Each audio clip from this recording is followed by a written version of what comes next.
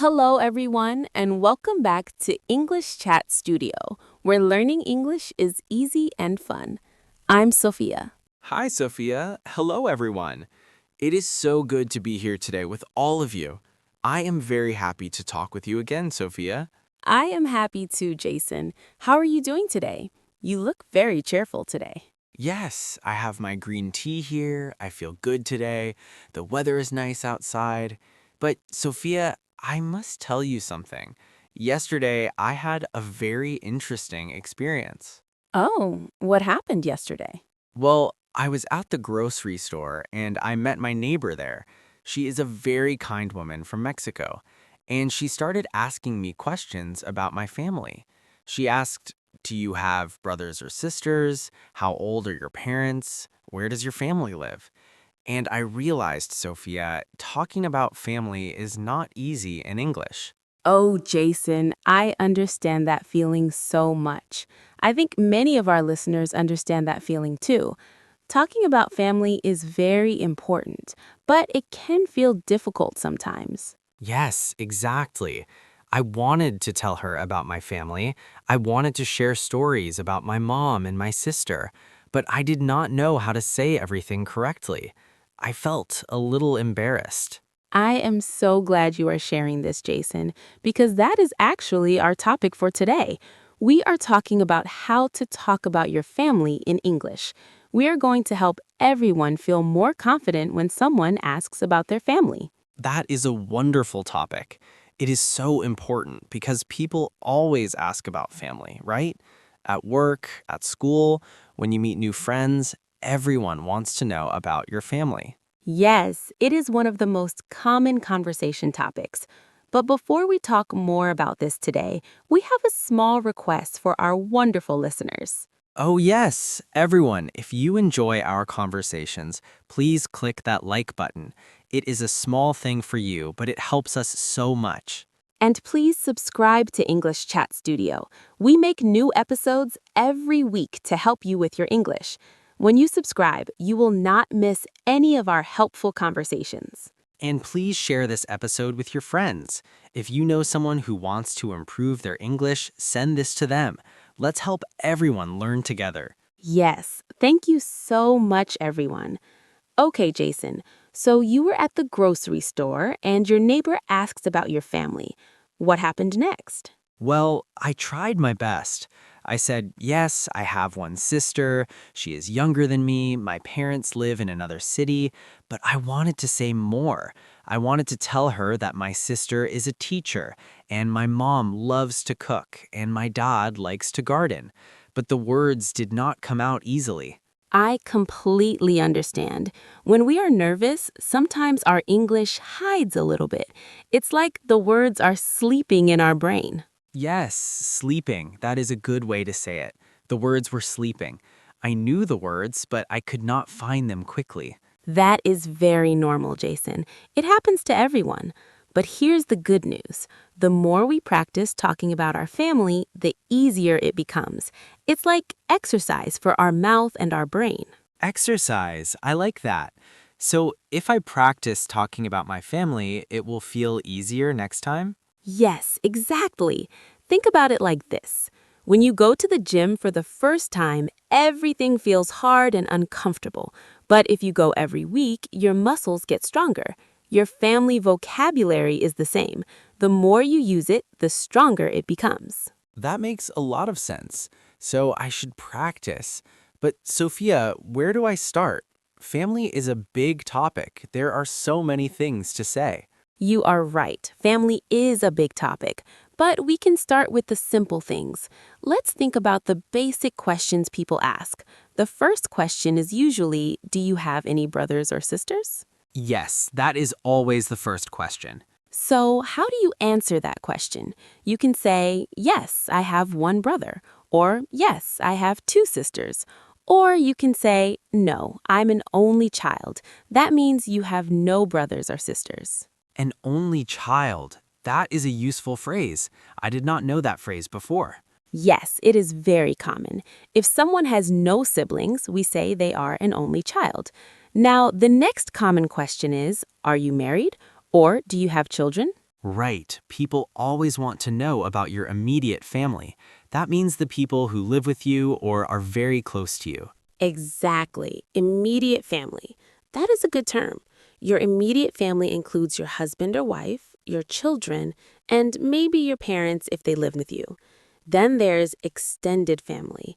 That means your aunts, uncles, cousins, grandparents, and other relatives.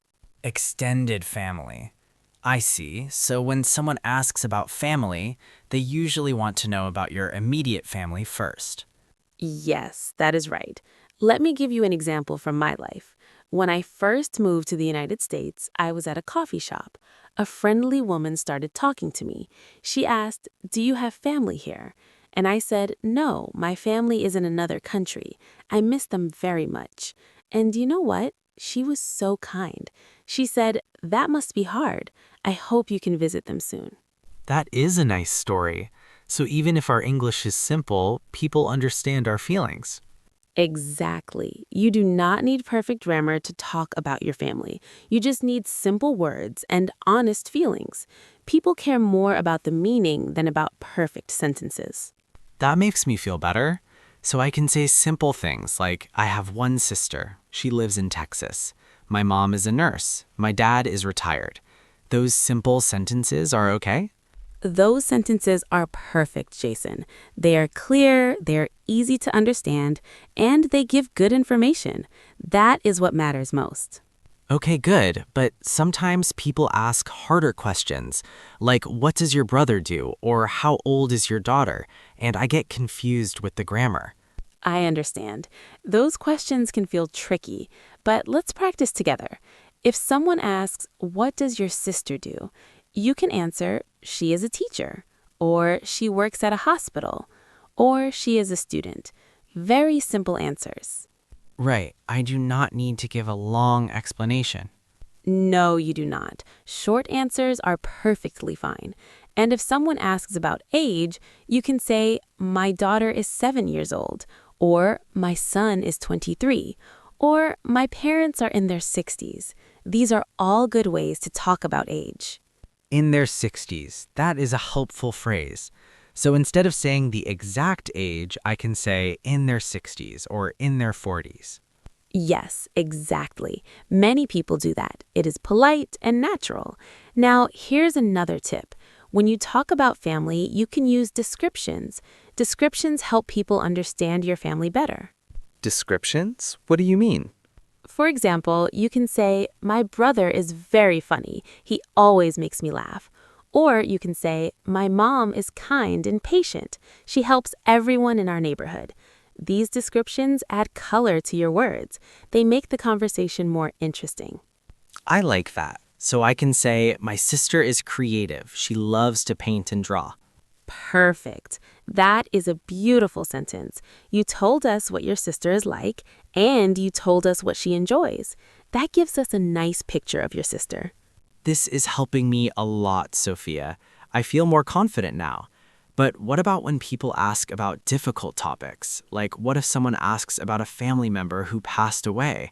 Or what if someone asks about family problems? That is a very good question, Jason. Those topics can be sensitive. The important thing is you can share as much or as little as you want. If someone asks about a family member who passed away, you can say, "My father passed away a few years ago." Or you can say, "I prefer not to talk about that." Both answers are okay. So I can set boundaries. I do not have to share everything. Exactly. You can set boundaries. That means you decide what you want to share. If a question feels too personal, you can politely change the topic. You can say, "That is a bit personal, but thank you for asking." Or you can say, "I would rather talk about something else." Those are helpful phrases. I will remember those. Good. Now let me share another small tip. When someone asks about your family, it is polite to ask them about their family too. Conversation is like a game of catch. You throw the ball, they catch it, then they throw it back to you. Oh, I like that image. Conversation is like catch. Yes. So if someone asks, "Do you have children?" you answer their question. Then you say, "How about you? Do you have children?" This keeps the conversation going. It shows you are interested in them too. That makes sense. It's not just about me, it's about both people sharing and listening. Exactly. And you know what, Jason? The more you have these conversations, the easier they become. The first few times might feel a little uncomfortable, but after 5 or 10 conversations about family, you'll notice something. The words come out naturally. You don't have to think so hard. Really? So it gets easier with practice? Yes, it really does. I remember when I first started speaking English, every conversation felt like climbing a mountain. I had to think about every single word. But now, after many years of practice, it feels much more natural. I still make mistakes sometimes, but I do not worry so much. That gives me hope. I want to reach that level where I do not have to think so hard about every word. You will get there, Jason. Everyone gets there if they keep practicing. And talking about family is a wonderful way to practice because it's a topic you know very well. You are the expert on your own family. That is true. I know my family better than anyone else. Exactly. So even if your English is not perfect, your knowledge is perfect. You know your family. You know their personalities, their jobs, their hobbies. That knowledge gives you confidence. I never thought about it that way. That's really helpful. I'm glad. Now, before we finish today, let's think about some final tips. First tip, practice introducing your family to yourself. You can do this in your bedroom or in your car. Just practice saying, I have 2 brothers and 1 sister. My older brother works in IT. My younger brother is still in college. My sister is married and has 2 kids.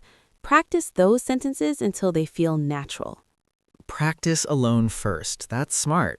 Then when I meet someone new, the words are already ready in my mouth. Exactly. Second tip, learn some common family vocabulary. Words like nephew, niece, brother-in-law, sister-in-law, stepfather, stepmother. These words are useful when you have a bigger or more complicated family. Right. Family structures can be complicated. Not every family is the same. That is very true. And third tip, do not be afraid to ask for help. If someone uses a word you don't know, you can say, sorry, what does that word mean? Or you can say, can you say that again, please? People are usually very happy to help. Those are great tips. I'm going to use all of them. Wonderful. You know, Jason, I think we have talked about a lot today. Maybe we should remember the main ideas from our conversation. Oh, yes, let's do that. It was such a helpful discussion. First, we talked about how talking about family is very common.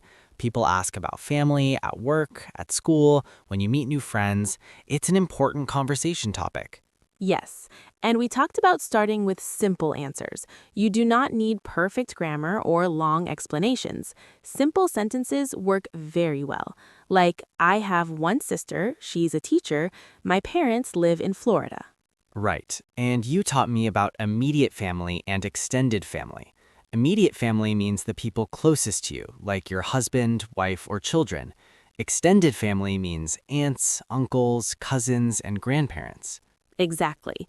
We also talked about using descriptions. You can say, my brother is funny, or my mom is kind and patient. These descriptions make your conversation more interesting and natural. And I really liked the tip about practicing alone first. Before I meet someone new, I can practice introducing my family in my bedroom.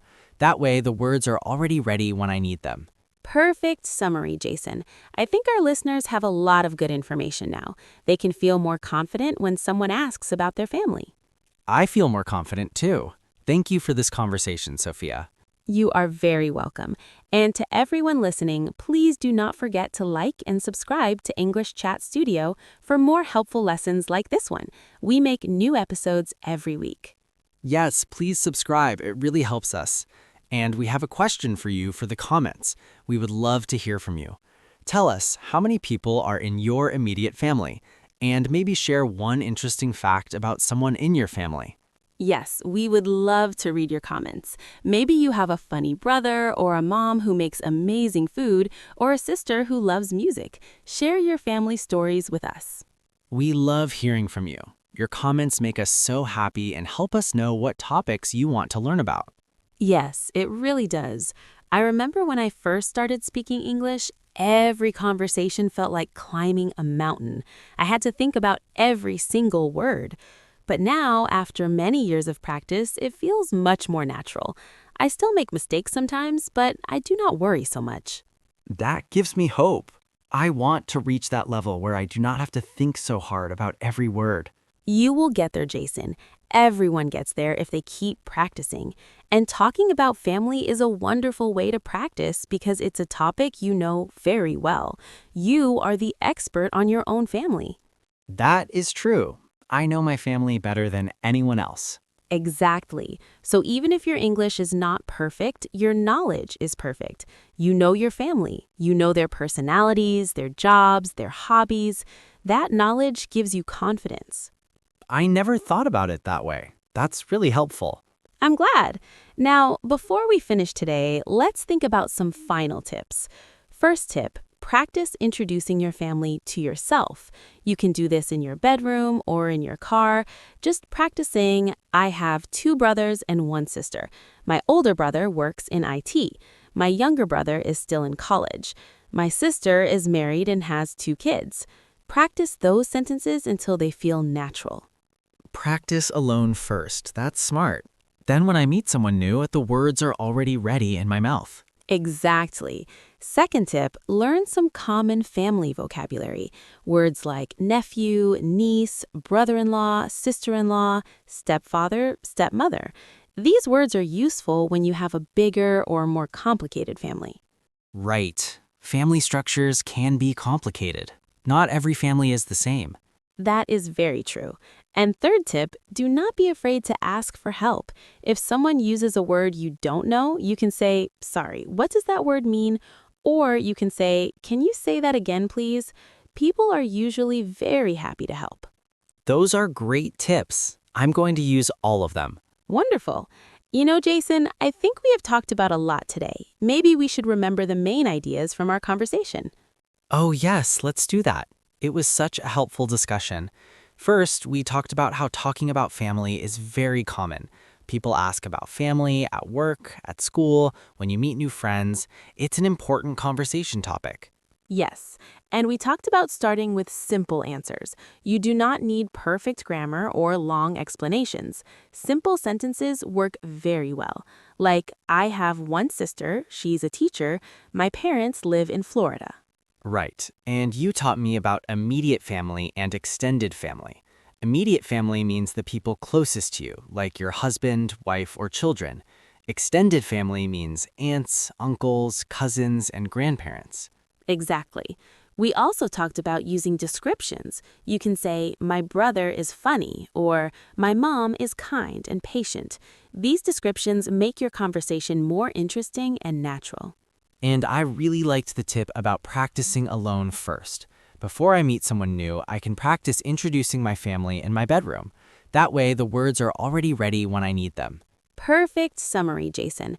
I think our listeners have a lot of good information now. They can feel more confident when someone asks about their family. I feel more confident too. Thank you for this conversation, Sophia. You are very welcome. And to everyone listening, please do not forget to like and subscribe to English Chat Studio for more helpful lessons like this one. We make new episodes every week. Yes, please subscribe. It really helps us. And we have a question for you for the comments. We would love to hear from you. Tell us how many people are in your immediate family, and maybe share one interesting fact about someone in your family. Yes, we would love to read your comments. Maybe you have a funny brother or a mom who makes amazing food or a sister who loves music. Share your family stories with us. We love hearing from you. Your comments make us so happy and help us know what topics you want to learn about. Well, that is all for today, everyone. Thank you so much for listening.